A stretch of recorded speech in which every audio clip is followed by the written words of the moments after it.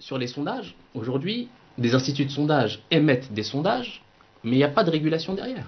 Il faudrait qu'il y ait ce qu'on appelle soit une commission des sondages, qui peut être chargée de vérifier la véracité de tel ou tel sondage, vérifier que la méthodologie est bonne ou pas, pour derrière apporter le meilleur résultat aux acteurs du métier.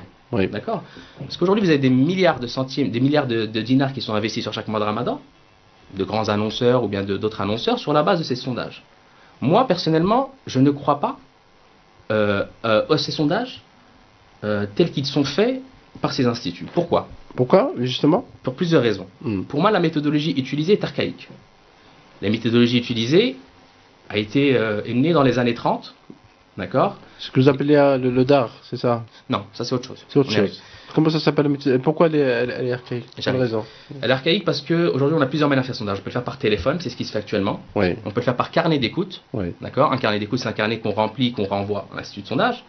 On peut le faire par Internet, chose qui ne se fait pas en Algérie. D'accord ? Et on peut le faire par la médiamétrie, qui est la meilleure des manières possibles. Je vais comparer pourquoi la méthode utilisée est fausse et pas fausse. Pourquoi la méthode utilisée, elle n'est pas fiable. D'accord ? Par téléphone, on fait appel à la mémoire de l'individu. On appelle quelqu'un. Déjà, les gens n'ont pas forcément envie d'être sondés. On a des statistiques qui disent que lorsque vous avez pour 10 000 appels, vous aurez 1 millier de réponses. Donc on peut estimer que pour 5 000 appels, on aura à peu près 500 réponses. D'accord ? Et 400 individus qui sont sondés. Vous imaginez 5 000 appels tous les jours à passer à quelqu'un alors que vous avez regardé la veille ? D'accord ? Déjà, ça s'appelle la mémoire de l'individu. C'est compliqué. Exactement. Une méthode qui a été née dans les années 30, on est presque en 2020 maintenant, aujourd'hui on utilise une méthode des années 30. Pourquoi ne passe-t-on pas aujourd'hui à une méthode qui est beaucoup plus efficace, qui sera la médiamétrie ? La méthode par téléphone est la méthode la moins coûteuse, d'accord ? Et la méthode la plus facile. Aujourd'hui, on ne peut pas investir des milliards de dinars sur la base d'une méthode dont on sait qu'elle ne peut pas apporter les bons résultats. Les résultats sont fiables, peu fiables. Oui, les résultats sont peu fiables. Ensuite, on appelle au téléphone et la personne qui sonde, elle coche tel ou tel programme, si c'est vrai ou pas. On n'a pas la possibilité de sonder l'ensemble des programmes. Et au plus, ce qui se passe aujourd'hui, ce qu'on appelle, il y a une différence entre audience et pénétration. Pénétration, c'est le nombre d'individus qui ont regardé l'audience. C'est le nombre d'individus qui ont regardé pendant une période précise, d'accord, le programme qui ont été accrochés. Sur la base de la pénétration, ce qui a été calculé, on fait un classement de programmes, alors qu'on se rend compte qu'aujourd'hui, et en plus je vais rajouter une chose, les 400 individus sondés sont faits sur la base de 5 ou 6 villes.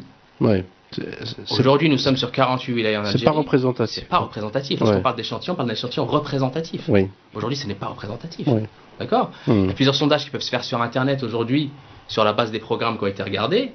Et là, c'est volontaire de la part de l'internaute de cliquer ce qu'il a regardé ou pas. On peut utiliser cette méthode si on n'a pas encore la médiamétrie. Et celle qui s'apparente plus à la médiamétrie. Parce que la médiamétrie, c'est quoi ? C'est un appareil qui est branché dans le démodulateur du téléviseur et qui peut mesurer, selon les personnes, avec un boîtier, sur les personnes qui sont derrière la télévision, qui regardent la télévision à quel moment. C'est-à-dire qu'on a des statistiques précises à la seconde.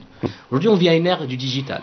On vit une globalisation mondiale du digital et des réseaux sociaux. Tout le monde est connecté sur les réseaux sociaux, tout le monde a un smartphone, tout le monde regarde ces choses-là. Donc aujourd'hui, sont des 400 individus sur 4 ou 5 villes, à côté de millions d'internautes derrière. Pourquoi ne pas utiliser cette méthode-là ? Cette méthode est beaucoup plus vérifiable. Donc moi, je ne crois pas à ces sondages-là. Pour moi, ils ne sont pas représentatifs des résultats.